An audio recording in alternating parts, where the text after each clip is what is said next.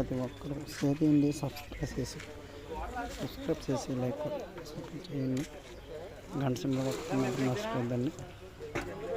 మండపేట గ్రామం MD office పక్కన, మా ఇంటి పక్కనే ఎత్తామండి.